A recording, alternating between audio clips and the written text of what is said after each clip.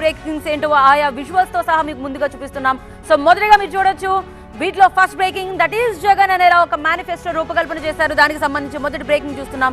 Second breaking, BJP విధానంలో భాగమే కేసీఆర్ మాటలంటూ రేవంత్ చేసిన కమెంట్స్. ఇక థర్డ్ బ్రేకింగ్, ఏపీలో పూర్తయిన నామినేషన్ల పరిశీలన. ఇక ఫోర్త్ బ్రేకింగ్ మీరు చూడొచ్చు, సదాశివపేటలో ప్రాణం తీసిన ఐపీఎల్ బెట్టింగ్. ఇవి సమయానుకున్న 4 బిగ్ బ్రేకింగ్. వాటికి సంబంధించి మరిన్ని డీటెయిల్స్ లోకి వెళదాం.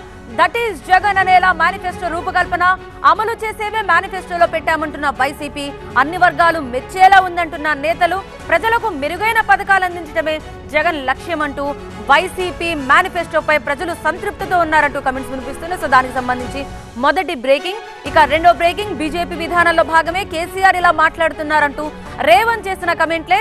5 ఎంపీ సీట్లు బీజేపీకి కేసీఆర్ తాకట్టు పెట్టారంటూ కూడా సీరియస్ గానే కమెంట్ చేశారు. బీజేపీ బీఆర్ఎస్ 2 పార్టీలు ఒక్కటే అంటున్నారు సీఎం రేవంత్ రెడ్డి. ఆ 2 పార్టీలు ఒక్కటే అనడానికి ఈటెల మల్లన్న భేటీనే నిదర్శనం అంటూ విమర్శించారు సీఎం రేవంత్ రెడ్డి. మూడో బ్రేకింగ్, ఏపీలో నామినేషన్ల పరిశీలన ప్రక్రియ పూర్తయింది. 25 లోక్సభ స్థానాలకు 503 నామినేషన్లు అయితే ఆమోదం పొందాయి. 175 అసెంబ్లీ స్థానాలకు 2705 నామినేషన్లకు గ్రీన్ సిగ్నల్ లభించింది.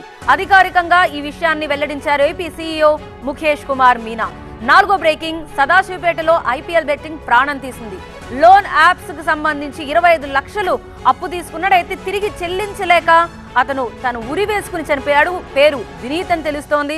సో వినీత్ చెట్టెంత కొడుకు చనిపోవడంతో కన్నీరు మున్నీరుగా వెలిపిస్తున్నారు వినీత్ తల్లిదండ్రులు. ఇవి ఈ సమయానికి ఉన్న 4 బిగ్ బ్రేకింగ్ న్యూస్.